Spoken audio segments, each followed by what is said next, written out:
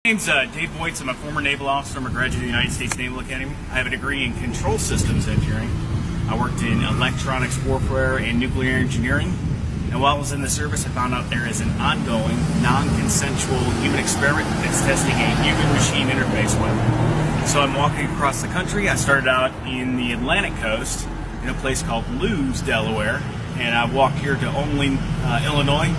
I'm heading west on U.S. Highway 50 towards California.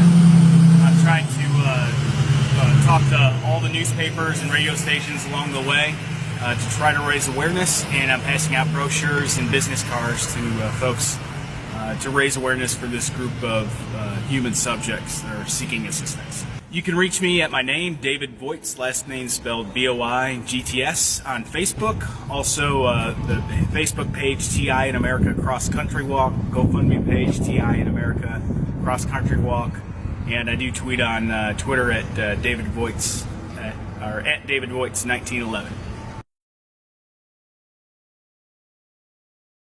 Welcome back to the Power Hour. Thank you for joining us.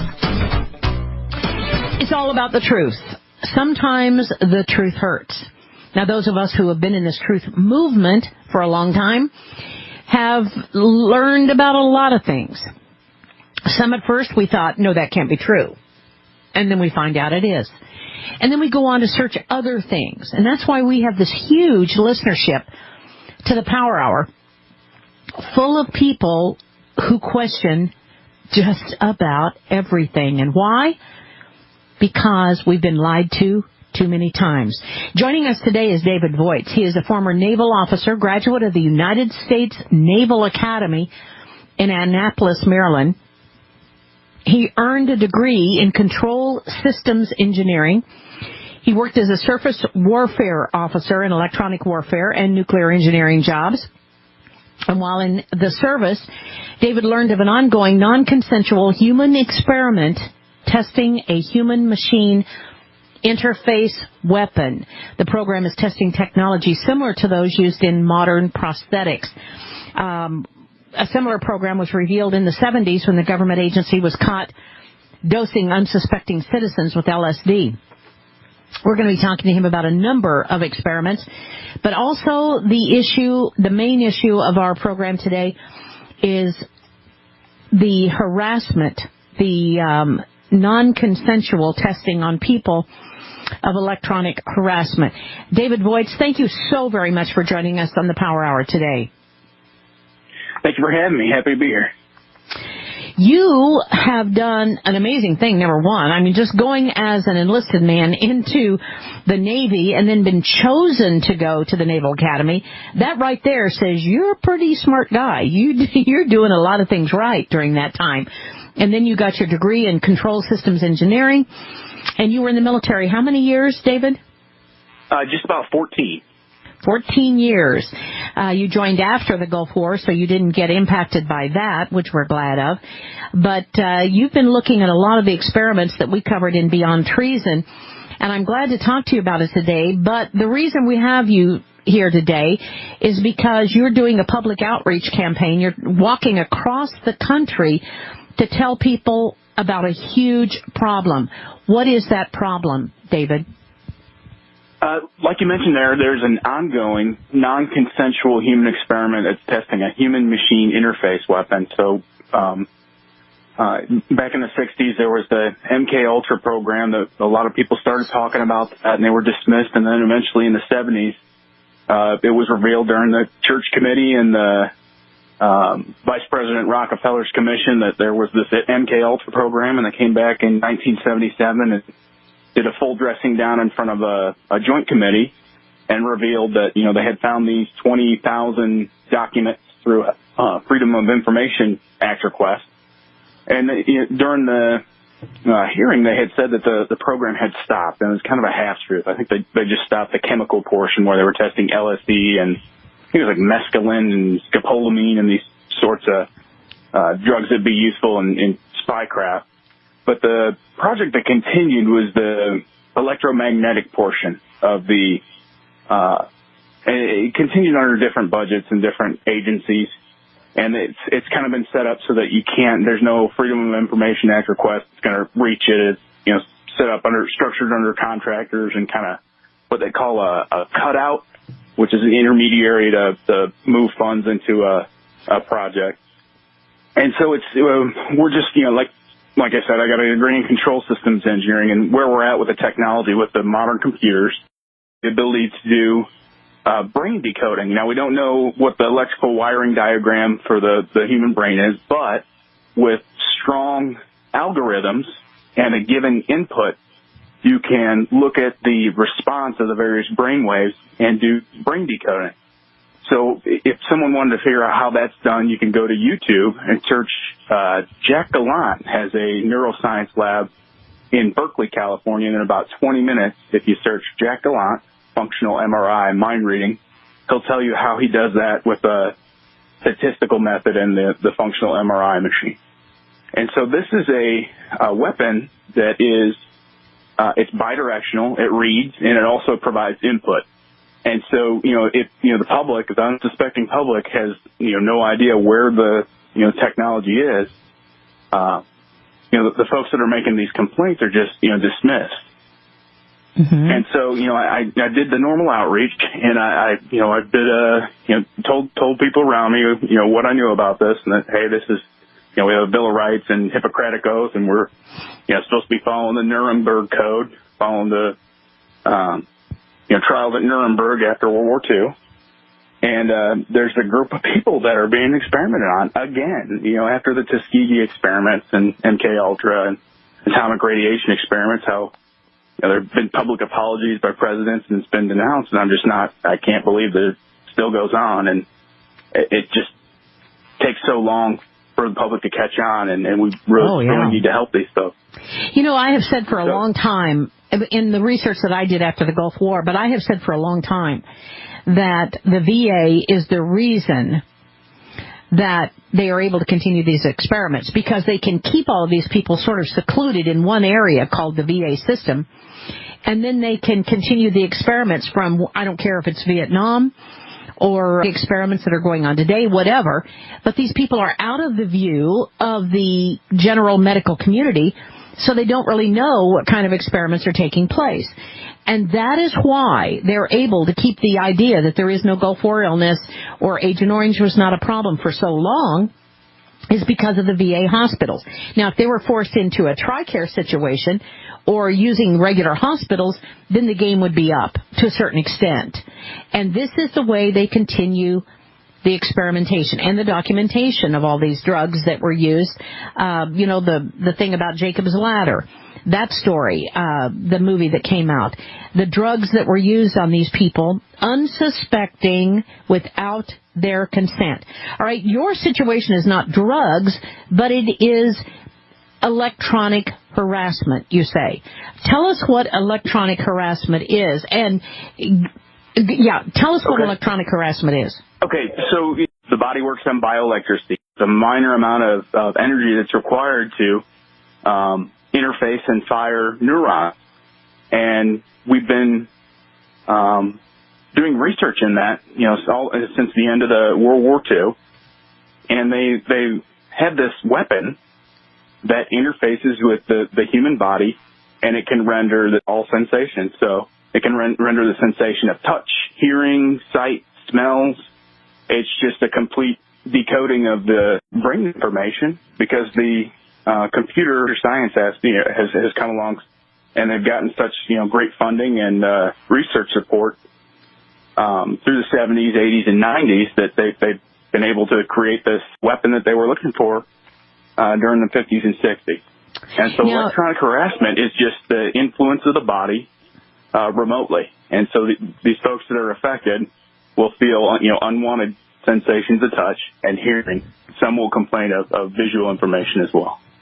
Okay, you got out of the military. Like augmented reality for those that are familiar with like the Oculus Rift or the Google Glasses effort. Okay, you ETS'd. You left the military what year? In 2010. 2010. When did you consider that you were being electronically harassed or electronically stalked? When did you feel that began? Well, I took the opposite approach. I purposely tried to get myself in this system because you can't, there's espionage laws. You can't just go grab the documents and start looking through them and talking to people about them. So I wanted to do it in the only legal way I knew how was to try to get myself into the program. And so I used a kind of a civilian approach. I had read a couple of books while I was deciding which career path I wanted to take. And I had learned that some of this technology has made its way into, the corporate world, and folks with some political horsepower and wealthy individuals are able to get this electronic harassment as a sort of service. And it was right there, in black and white as I'm reading these, nonfiction and semi-fictional novels that, this is a problem. And I'd heard a little bit about it growing up, and knew that it was true from my time in the service, and so I tried to get myself into that program. Okay, now wait a minute. Let me stop you here. Let me stop you because I think I'm a little bit confused. You learned about electronic harassment in the military. You learned about the program? Yes. Did you read a protocol? Did you read a program? How did you come across the information on electronic harassment? It's known information. They compartmentalize this stuff, but at the academy they have a lot of cross-disciplinary. I had an NSA instructor, and a guy that teaches you naval law and stories that he'll tell us going through that course, and then class in ethics and moral philosophy. So you just have exposure to quite a different, people from different warfare areas. And over time, I was just, I had heard about this, initially in high school, and then I, started picking pieces together, and I realized, oh, this is kind of like a decentralized electronic sort of gulag. And it turned out to be true. And so I read from these nonfiction novels that there was a problem there and somebody needed to address it. And then later on, in the military, I read quite a bit more about it. Okay, we're going to come back after this 4-minute break with our guest, David Voigts, and find out what electronic harassment is. He wanted to get into the program, ladies and gentlemen. Did you catch that? We'll be back. Stay tuned. Our guest today, David Voigts, serving in the U.S. Navy and then deciding he wanted to become part of this program to find out what it was all about. Now, am I understanding that correctly, David? And we do salute you here at the Power Hour. Am I understanding you correctly that you wanted to join this so that you could be a part of the program? Yes, this is one of those. It was a situation where you can't just grab the documents and go to the New York Times. So I had to figure out a way to legally figure out what the heck is going on with these folks that are claiming electronic harassment and group intimidation tactics. And so I tried to come up with kind of a clever way that I could get myself into the program, figure out what it's all about, and then escape at the end of it. That's been the tough part, is trying to get people interested in researching the topic and helping the victims, because it's certainly a noble thing. With a little bit of research, people can figure out how this works. All right. What is electronic harassment?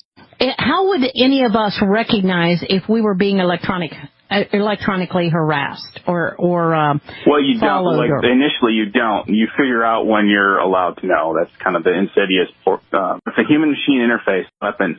And again, I'd encourage folks to take a look at the work of Dr. Jack Gallant or folks like Miguel Nicolelis, who's doing hive minding research down there in Duke University, and who's also the one that built the exoskeleton for the quadriplegic, the opening kick of the 2014 World Cup. So electronic harassment is interfaced with the body's central nervous system and providing external input. And so initially, people will notice maybe like a muscle twitch, and then over time it'll become an unwanted sensation. People understand, okay, we can record a sound, and we've been doing that since the 19th century, and you can play it back, and we can talk to someone over the phone from 2 states away, or we can record visual information and, record a movie, and you can play that back at any time. This is the transmission of, all sensory data. So you can transmit touches, audio information, visual information. And so these people are being harassed through an interface into their own nervous system. All right. So in 2010 you left the military, but then when did you first notice or when did you first become involved in the program of electronic harassment, and what did they call it in the military? In 2003, I actually started pursuing this, trying to get into the program, asking questions, communicating with people who might have access to it. And then the electronic portion was 2012 for me.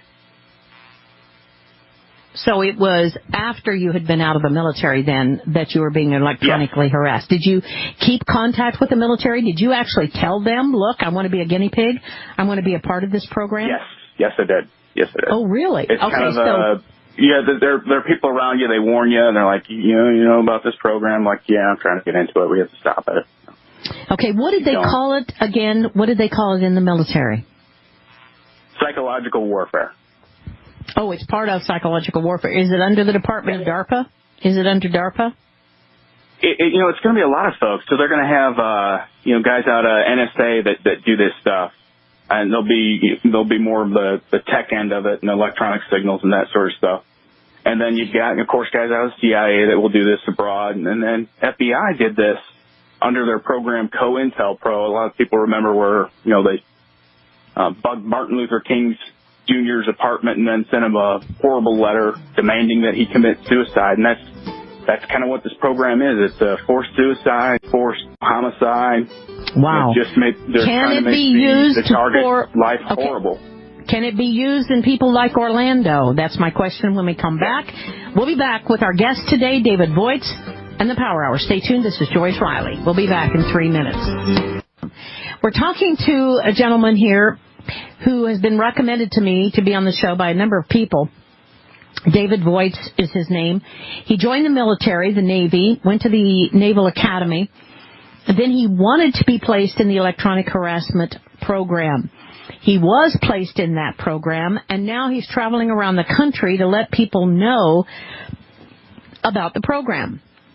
So before we get to the Orlando issue, David, why is it that you got involved in the program, you consented to the program to become a guinea pig, and now you're traveling around the country to tell people about it? Are you sorry that you made that decision?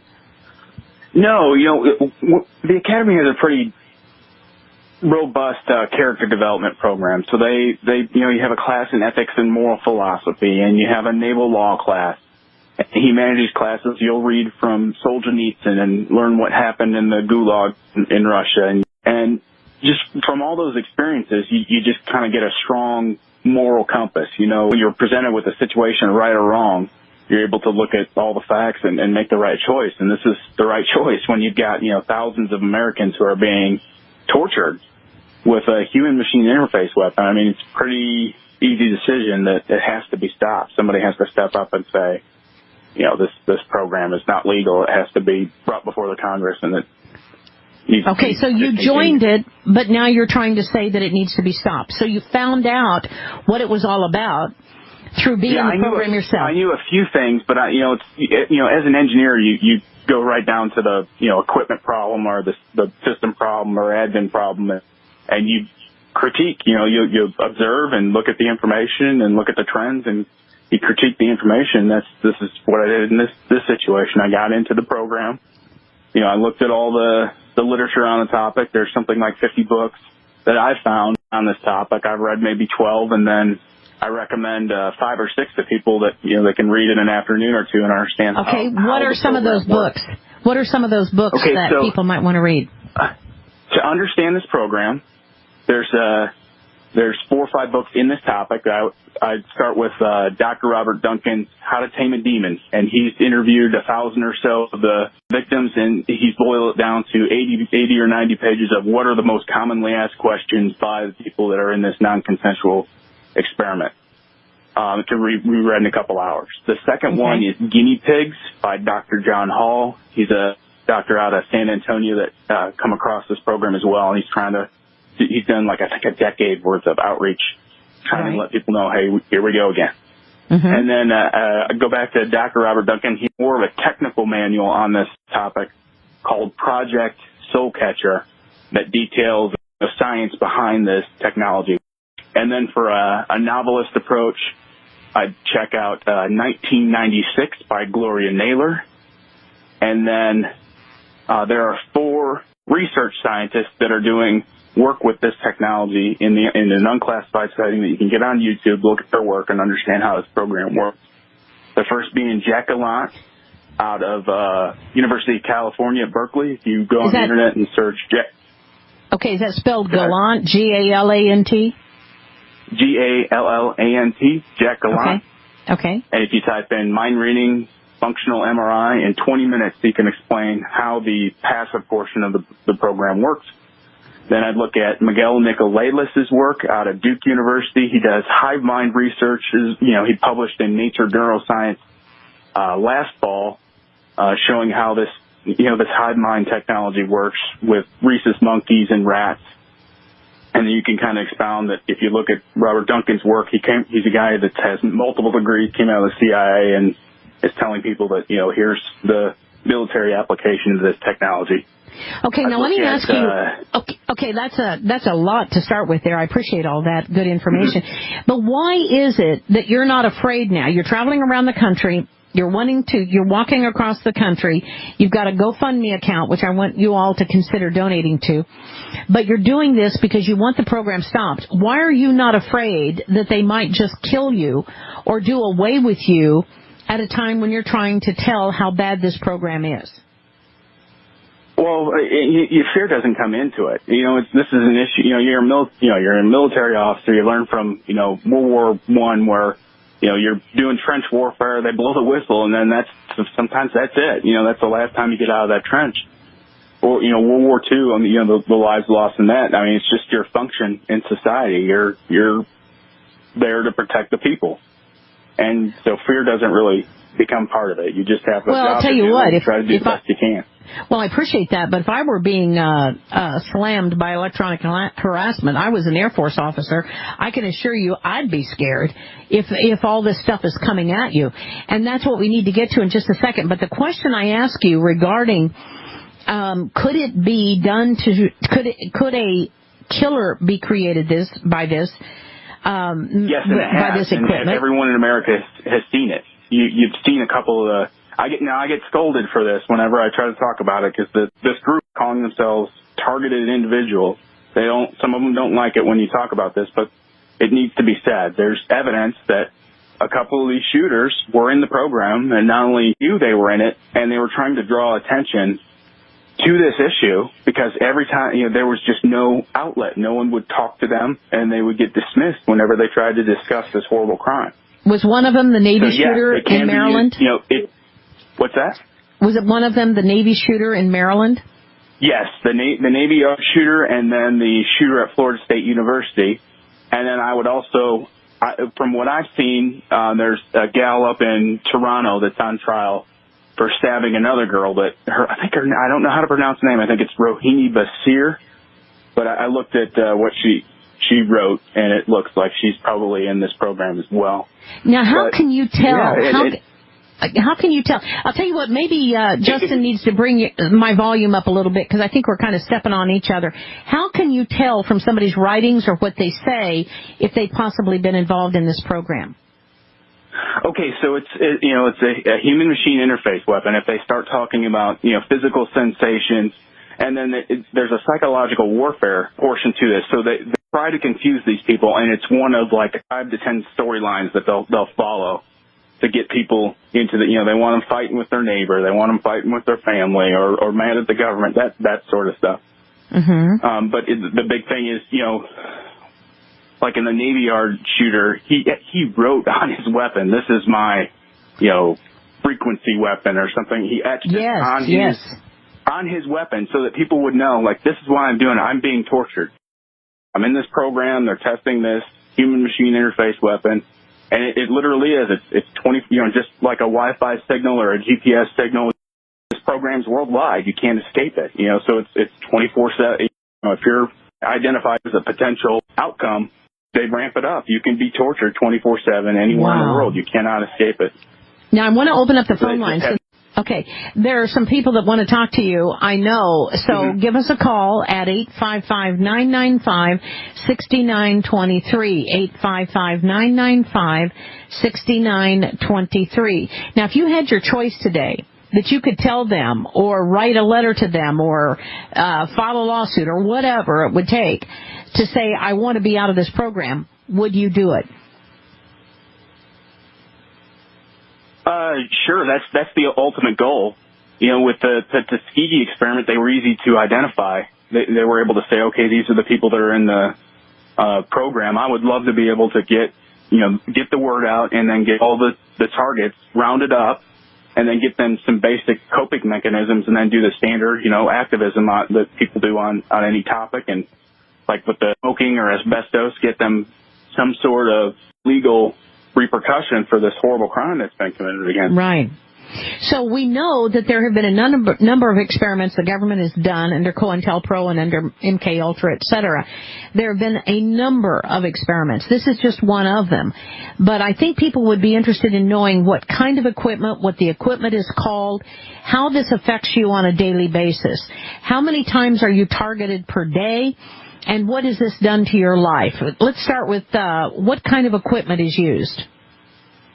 The only people that are going to know exactly what equipment are the ones that are trained on it. So this is one of those things that unless you were hired on in this program and you've had 3 years if you're an operator, or if you were a scientist and developed it and you were took 10 years with the R&D group, those are the only people that are going to know exactly what the technology is called. Okay. And we're trying to get to the point where we can get a legal opinion that will say, if you worked on this, come forward because you're protected. The national security button doesn't work in this situation because people are being tortured with it. That comes first. Okay. Is this part of the voice to skull? Is this part of the voice to skull technology? Yeah, and there are three or four technologies that I know of. One of them being ultrasonic heterodyning, which it's like the audio spotlight. If you research, if you Google audio spotlight, that's what that technology is. There's one called bone conduction. One of the major news outlets published on that last fall as a quote unquote new discovery. You can find that in the kind of like the special warfare books where some of the guys that wrote books in the 90s, they've had that since at least the 80s and 70s where they were using in special warfare and spycraft. And then the other one is called the microwave hearing effect, or the fray effect. And that one's a remote way of communicating with a person using differential spatial effects based on heating and cooling. Okay, how does this impact your life? What does this do to you on a daily basis? So, say for the folks that get the audio stuff, they can just talk to them all day. It'd be as if you get someone on the cell phone and you can never turn it off. They can just talk them to their death, basically. Or the people that get the tactile stuff, it's the most horrific, disgusting stuff imaginable. If you read through Dianne Feinstein's report on the torture tactics at the beginning of the War on Terror, and they've had some more information released, that's what it is. It's a trauma-based torture program. Okay, so and where are literally being tortured. Where do they train these people to do this, or where were you involved in the program? It's going to be guys that work in like special warfare, psychological warfare, interrogations, and they're going to select certain people that are going to be willing to do this or take some bucks and be quiet or have the fear in them, having known what happens to folks in this program. And, they'll probably have a military career or maybe a, CIA, NSA career. And then they'll move them into a contractor position. And those are going to be the people who do some of the oversight. And then they hire out folks locally to help with organized intimidation and community-based stalking. Okay, but you said also that when I asked you at the bottom of the hour, before the bottom of the hour break about Orlando, so someone could have been trained like this. Would he normally have a military background? In this situation, I don't know anything. I haven't heard any information that would suggest he was in this program. All I know about is the Navy Yard and the Florida State shooter. But if they're trying to make a shooter, I guess it helps that they have some firearms training. But it's just a simple, they're torturing this person, And if they take, 10,000 people and they torture 10,000 of them, they'll probably get a handful of them that, will do anything to make it stop. And that's kind of the folks that they'll use whatever programs they're developing. Okay, let me go to Marion in Baltimore. Marion in Baltimore, you're on the air with our guest today, David Voigts. Go ahead, please. Yes, David, I've been a victim of this electronic harassment, this torture for the last 6 or 7 years. And there's all kinds of things they can do with it. They can burn you. They can sting you. They can give you massive headaches. They can make you go to the bathroom. Just so many different ways. One thing we haven't mentioned, how about sleep deprivation? Was that part of your program, sleep deprivation? Yes, they can cause you to stay awake, or they can give you a massive headache. There's just so many. I've heard, a lot of people, they just want to go to bed. It's just one of those things. They just want to go in their room, go to bed, and kind of shut off the world. And that's kind of one of the worst places you can be in this program, because you're just a stationary target. Okay, Marion, let me thank you very much for the phone call, because hearing from other people that are having the same situation, I probably heard from 25 people that have contacted me in the past, and some of the stories are really strange. Okay. Some of the people are a little bit strange. And sometimes I wonder how many of these people have been involved in actually being targeted, and how many people in the country do you think are being targeted? I got to move on, Marion. Thank you for the phone call. I'm going to go. Thank you very much. I'm going to go back to David after this break to find out how many people he thinks are involved in this program, and how can we support him on this trek across the United States. We'll be right back. Stay tuned.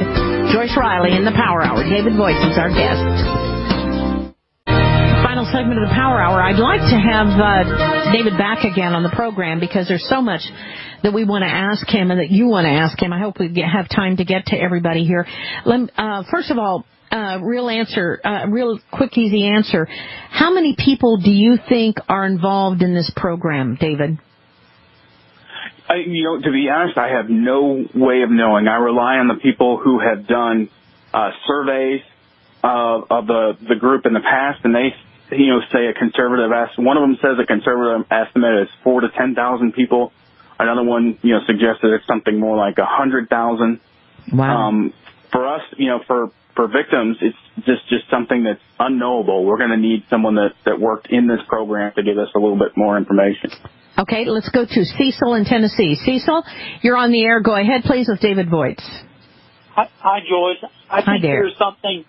Thank you. I think there's something to the electronic warfare aspect against individuals, but Mr. Voigts' answer was non-responsive to the locations, the military campus or other training facility. And I wonder if Mr. Voigt might be able to specifically tell us where these places were. I myself had taught at Revere Hall at Fort Devens years ago, and also at Huachuca in Arizona, the home of intelligence and in NSA and electronic warfare subjects. I wonder if you might tell us specifically where. Thank you. So my answer, I would look at, there's a guy named Colin Ross that did research on the MK Ultra program. Yeah, we've had him on before. And, I would say it's going to follow the same format. It's going to be a distributed thing where you're going to have, small groups in various institutions, and they're not going to know the full scope of this issue. And then you're going to have cutout organizations that provide funding to the various groups that do this. So it's geographically, I think it's going to be isolated. It's going to be a regional thing, a handful in each sort of region. Go ahead, Cecil. Where were you trained at, Mr. Voigt? Specifically, where you were at. Where were you at? Naval Academy, and then on the destroyer Benfold out of San Diego. So you were already in the electronic warfare program at the Naval Academy. Is that what you're saying? Not electronic warfare, but my control systems engineering concentration was in signals. So I, a little bit of work with analog digital signal analysis. Okay, but when did you volunteer? When did you volunteer to be a guinea pig? What year? I started working on it in 2003. Okay, when you entered into the military. No, that's not when you entered into the military. No, 97. I came in 97. Okay, where were you in 2003? Where were you stationed? I was at the Naval Academy. Okay, so there's our answer.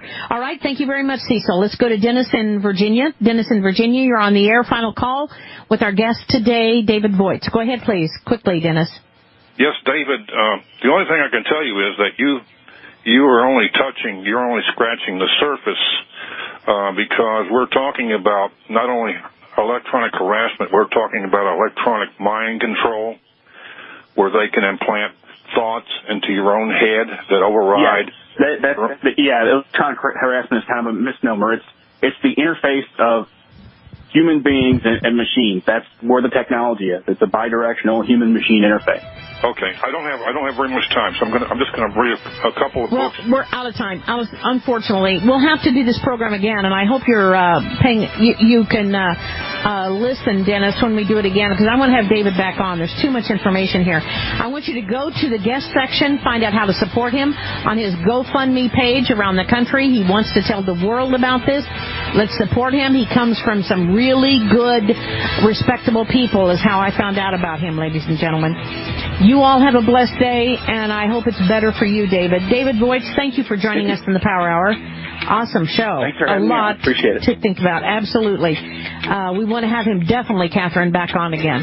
Have a blessed day. We'll see you tomorrow. Yeah, bless you all. It's all about the truth, and some of it's pretty uncomfortable. We'll see you tomorrow. We love you at the Power Hour.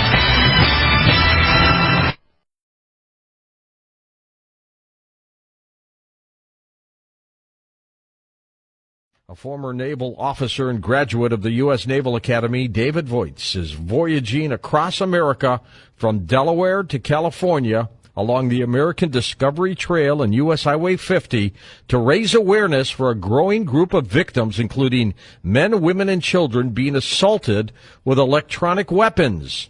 He started his journey in May and plans to take several months to complete the journey, educating the community wherever he goes while carrying a portable backlit billboard capable of scrolling text messages. I've got David on the line with us now. What a valiant effort, David. Where are you now? Hey, George, I'm in a place called Gray Summit, Missouri. It's just a little bit west of St. Louis. I know it well. Very close. And, of course, 9 years in the Navy as well, so thank you for serving. Now, tell me a little bit. How did this all start? How did you decide you wanted to raise awareness to this kind of electronic assaults? Well, like you said, I'm a former naval officer, graduate of the United States Naval Academy. I have a degree in control systems engineering. I worked in electronics warfare and nuclear engineering jobs as a surface warfare officer. And while I was in the service, I found out there is an ongoing, non-consensual human experiment, and it's testing a human-machine interface weapons system. So kind of in practical terms, it's the same sort of technology that's used with the modern prosthetic limbs. So for somebody that has no background in this type of technology, if you go to TED.com, they have these TED Talks, that stands for Technology, Entertainment, and Design. 10 to 12 minutes, you can get some information about a topic you've never heard about. And if you go to TED.com and search technology that can hack the brain, there's 6 TED Talks in a playlist that within 1 hour you can get an understanding of exactly how this weapon systems work. This is frightening, David. It's frightening. It is. It's absolutely amazing in that, with before the 2014 World Cup, they were able to get a guy that had been in as a paraplegic, was in a motorcycle accident. They built him an exoskeleton and were able to, through brain decoding, allow him to, through thought alone, stand up and kick the opening kick of the World Cup. But on the opposite side of the spectrum, there's a group of people that are in a non-consensual experiment. They're calling themselves targeted individuals, and they are literally guinea pigs testing this technology. David, there are hundreds of thousands of individuals in the United States that apparently may be subjected to this. How long has it been going on, in your opinion? At least since World War II, they started the experimentation. There was an experiment called Project Chatter. It was a Navy experiment. And then they moved on to names like Artichoke and Bluebird, and then they went on into the MK Ultra program that ran for a number of years. And then during the 70s, there was a congressional hearing on this topic specifically, and they sort of revealed some of the things that they were looking into. They said they stopped the experimentation, but it didn't. It just continued, and it's involved into what these targeted individuals are experiencing, which is kind of a remote interface with the bioelectrical system of a human being, you know, without their consent, without ever telling them that they're part of an experiment. And it's really topical now because there has been now 5 major shootings related to, you know, the people that are part of this test bed, the most recent one being the Baton Rouge shooting, where the New York Times, CNN, and the Kansas City Star have all reported that shooter was part of this, you know, that it's self-identified part of this as program. a targeted individual. So you're almost halfway there. You're from Delaware to California. Are you walking, taking a motorcycle? What are you doing? I'm walking. I have I've got my Beagle with me. I've got a backpack. You've become Forrest Gump almost. It is, you know, and that's, you know, like people have, you know, commented on that, and you know, that'd be great if we had people that kind of followed this cross-country walk. And you know, this is you know, it's a new kind of weapon system that needs to be monitored in the same way that we monitor, you know, like atomic, you know, we have an International Atomic Energy Commission and atomic weapons inspectors. That we need to have an international agency that monitors neuroweapons. It needs to be public knowledge that this is a reality now. You can go to these TED Talks and look at that. You can look at what Jack Gallant has published out of his neuroscience lab there at the University of California at Berkeley. And, you know, people can just search that and see how they do, you know, basically mind reading. If you search Jack Gallant, functional MRI, mind reading, University of California at Berkeley, in YouTube, you'll come away with a few YouTube videos that explain exactly how that's done. Well, we're going to follow your progress. Yep. And when do you expect to get to California, David, at this I've got pace? about 90 more days of hiking, and it'd take me at least until Christmas to finish that up without any break. All right. And are you getting media coverage along the way? Yeah, that's what we're trying to do. We're hitting all the small town newspapers and radio stations, trying to create a historical record that, you know, there were people here in this time frame, 2016, that knew about this crime, that knew that this was happening, and they were trying to do everything they could do to bring it to the public. Okay, well, we've got a link on our Twitter, to your Twitter, Facebook, and you have a GoFundMe page. Be safe, keep walking, and we will periodically check in with you as we reach this 90-day, right around Election Day almost. Oh, yeah. All right, David, be safe. That's David Voigts, an incredible story, a story that we have covered on Coast to Coast for years now about electronic assaults. And a lot of people say, nah, come on, that's not happening. Here's a former naval officer, a graduate of the U.S. Naval Academy, who says it is happening, and he wants to tell the whole planet about it. So he's walking from Delaware to California, and as he said, he's in Missouri right now, so he's halfway there. What an amazing story. This story came to my attention. A friend of mine who's a great piano player here in the St. Louis area, Kurt Landis, he called me and he said, you've got to cover this guy. So I checked into it and got Tom and Lisa on it, and here we go. So we will periodically check in with the exploits of David Voigts as he walks across the country.